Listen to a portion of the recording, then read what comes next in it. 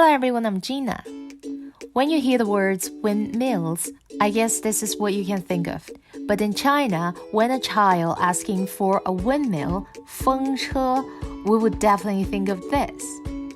Lucky wheel, 吉祥轮, is their first name because it's like a lucky charm. While it spins, people believe it spins in all the happiness and health and spins out all the troubles and disasters. Today, let's make a paper windmill, 纸风车.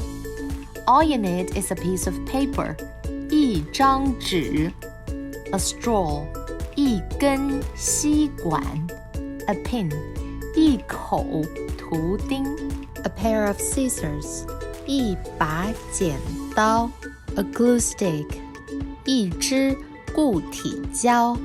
Now let's begin.That's perfect.